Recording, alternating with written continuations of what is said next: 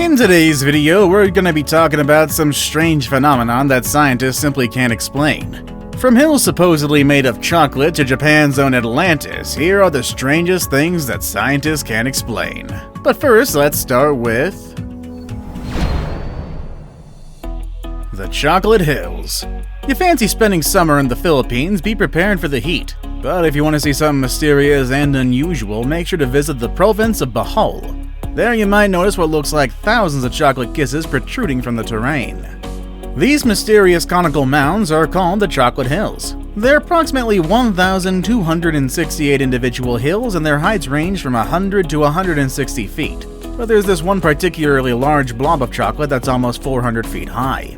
The hills, which oddly are almost all symmetrical, consist of grass-covered limestone and turn brown during the dry season. This gives them the appearance of giant lumps of chocolate. The hills are a huge tourist draw, with thousands of locals and foreigners visiting the place every year. But no matter how popular the place is, it's still unclear how they were formed. There are multiple theories though, ranging from oceanic volcano activity to limestone weathering. A recent theory is that an ancient volcano self-destructed and chunks of it were dispersed over the region. And of course, when science fails to explain something, folklore will always try to have a go at it. There's this one obscure myth telling of warring giants, and the landscape was made into its current state because of all the fighting. Another legend is about a giant buffalo who came and wreaked havoc in the region, eating and destroying all the crops. As an act of vengeance, the locals left out spoiled crops instead.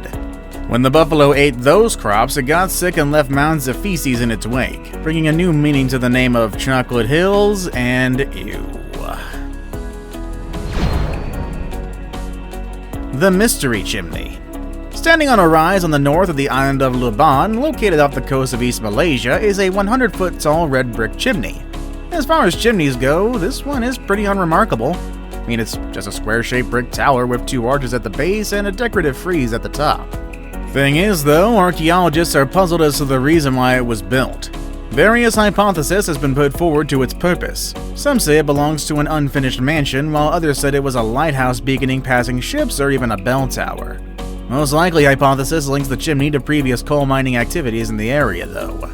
The chimney's construction is entirely consistent with chimneys built for brickmaking and the smelting of metallic ores.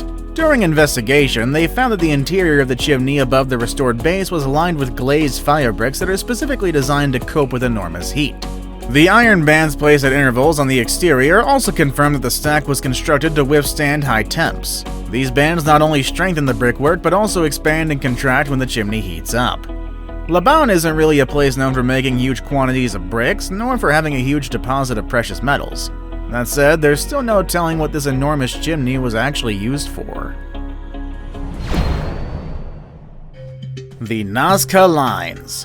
Stretching across nearly 200 square miles of high arid plateau, the Nazca Lines are a set of hundreds of figures ranging from giant spiders to vast geometric shapes to enormous monkeys as large as 890 feet. Hummingbirds, fish, sharks or orcas, llamas and lizards, and according to some astronauts, aliens and landing zones, they're all really depicted in these enormous line drawings. One of the most tantalizingly mysterious archaeological sites, these geoglyphs have spawned wild theories about the ancient Peruvian peoples that made them. One significant reason there is so much interest in the drawings is the fact that they can only be fully seen from a few hundred feet in the air. This means that the people who created them never would have had a way to see them in full.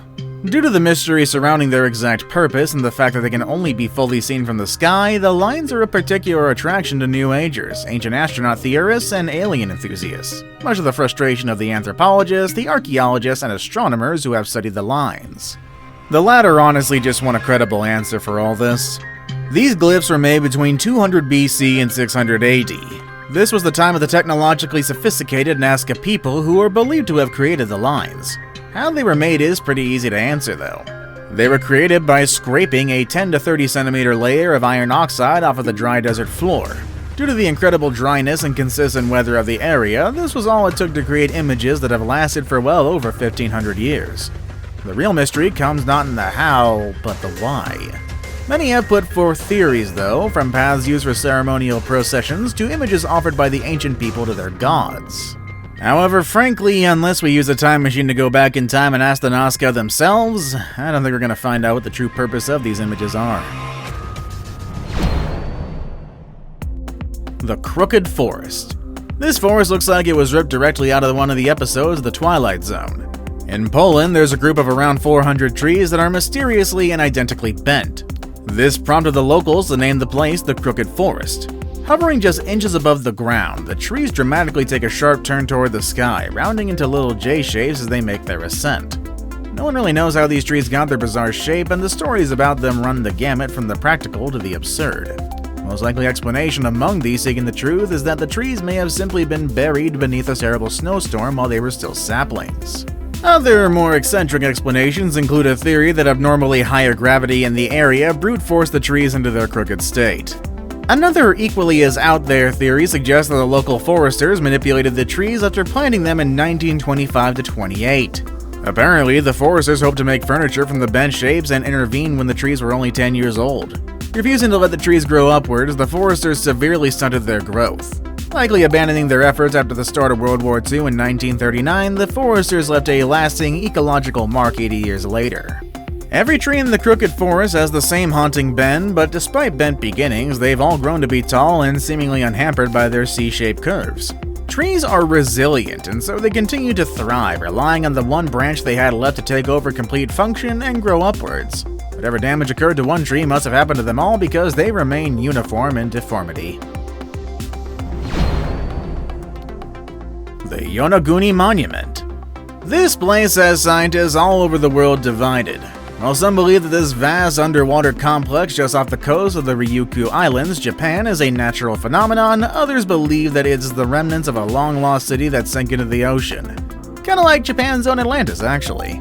The massive underwater rock formation is speculated to have existed for more than 10,000 years.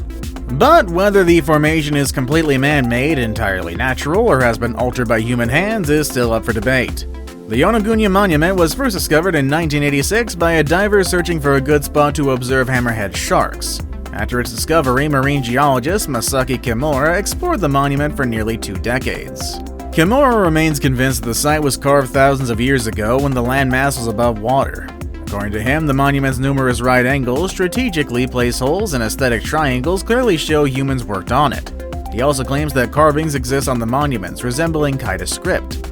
He believes that a pyramid, castles, roads, monuments, and a stadium can be identified within the structure.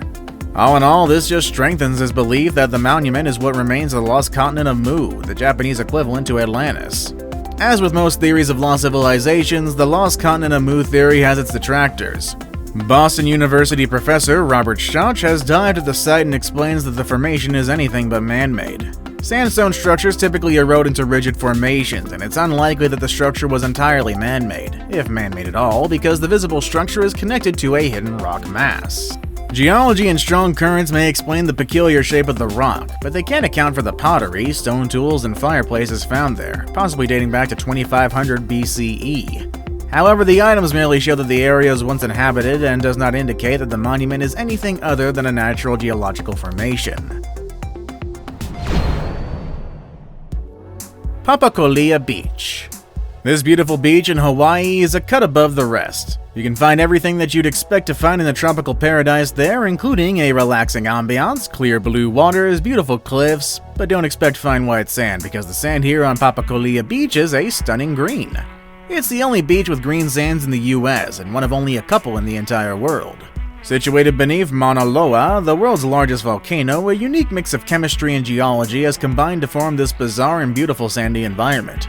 Despite its remote location, accessible only by miles-long hikes or four-wheelers, it's a site on Hawaii's big island that's worth the hassle. The volcano's eruptions formed a massive cinder cone that circled around to create a small bay. Like many of Hawaii's volcanoes, the eruptions brought tons of minerals to the surface, including an abundance of the semi-precious mineral olivine. It brought so much olivine to the surface that much of the cinder cone surrounding the bay is made from the silicate material. As the cinder cone eroded, most of the other ash and glass from the eruptions were washed out to sea, but the denser chunks of olivine survived the tides and caused the beach to turn a rare green color. Of course, this process took thousands of years to complete, but hey, still cool. This beach won't last forever though, and is in fact living on borrowed time. Not because of another coming eruption that will destroy the beach, but actually because there's a lack thereof. The supply of olivine is slowly running out, although it does wash away slower than other minerals. It's going to eventually all erode, turning Papakolea back into a normal beach. Palouse Falls. The oddball landscape of Washington State's so-called scablands baffled geologists for decades.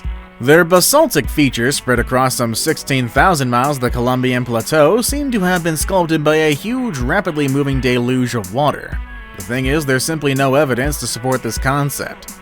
Scientists couldn't imagine where such floodwaters could have come from, nor where they would have wound up after they sculpted this terrain. And somewhere within this strange rough terrain is Palouse Falls. Rushing out the side of a cliff almost 200 feet from the pool below, the Palouse River was once a contender for the tallest waterfall run in the world. While it didn't earn this distinction, the site is a uniquely beautiful location and is protected as a state park. You want to visit this place yourself? Just make sure you have a guide that knows where exactly the falls are located. Many people have found themselves hopelessly lost in this area, often needing rescue. And although even the best geologists can pin down the exact forces of nature that created the falls, and the scablands for that matter, the prevailing theory is that the region had been created by not one, but as many as 80 floods over 1,000 or 2,000 years. Now it's time for the day's best pick. The existence of giants has been debated for decades, and while unusually tall people today are part of the norm, including moi, it wasn't like that in ancient days. That's why the discovery of today's pick is nothing short of astonishing. The Giant Graveyard. Yeah, no, I'm not talking about some humongous and mysterious cemetery. I'm talking about a graveyard where giants are buried, and no, I'm not kidding. In 2016, archaeologists began excavating a late Neolithic settlement in Jiajia, which is a village in China's Shandong province, which I'm pretty sure I mispronounced every single word there. They've unearthed a trove of fascinating finds there, including the ruins of 104 houses, 205 graves, and 20 sacrificial pits. But one fairly recent discovery trumps all of those.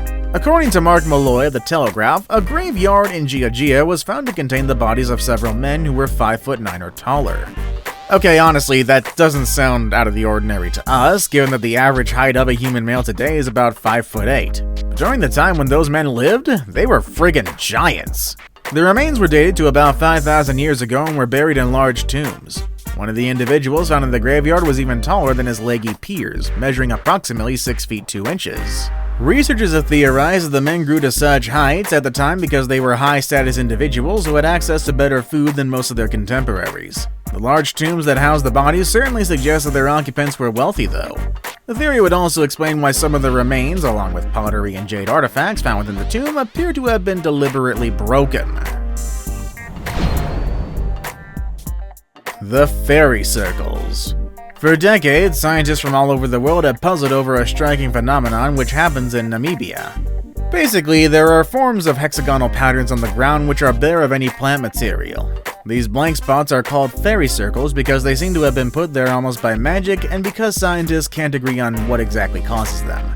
They were once believed to be created by termites, which was pretty much the most popular theory at the time. That was until Stefan Getzen, an ecological modeler at Germany's Helmholtz Center for Environmental Research, looked into the matter personally. He also once was an advocate of the termite theory, but when he discovered that the plants themselves organized themselves in this fashion, leaving bare circles of earth untouched, he quickly changed his mind. This once rare phenomenon was found only in Namibia, but it's since been spotted in Australia as well. The Australian fairy circles are found in Western Australia, about 10 miles from the town of Newman. As in Namibia, the earth here is dry and water is scarce. It's water competition, argue the scientists who believe the plants self-organize, and that dries vegetation here to leave patches of earth bare. The discovery of the Australian fairy circles hints that there may be more of these out there in the world. They're hard to identify from the ground since they're spaced far enough apart that it's often impossible to see the next circle over while standing in one. Much easier is to find them in aerial photos though, and in this age of satellite photography, there's plenty of those. Could be all we need to do is look and we'll find more fairy circles. And finally, a definitive answer to what causes them. Before we move on, I've got a little challenge for you that'll take 5 seconds to complete. So here's the deal. You just leave a like on this video, smash that subscribe button and hit the notification bell, and you will get 25 years of amazing luck. Try it really works.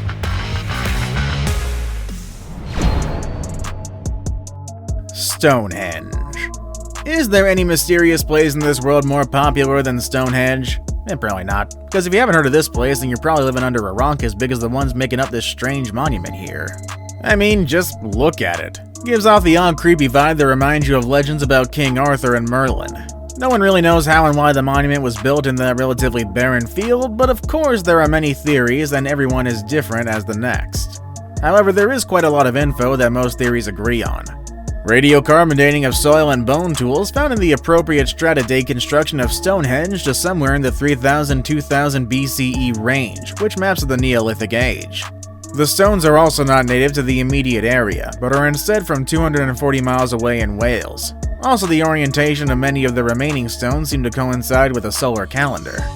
This really does tell us a lot, including that Stone Age technology was actually used to transport these massive stones about 240 miles, also to shape the stones to fit together using carpentry methods, and to dig the holes for the stones to sit in as well as the earthwork ditch for the henge, to move the standing stones into place as well, and to raise the lintel stones into place on top of the standing stones. That was a mouthful and a half right there.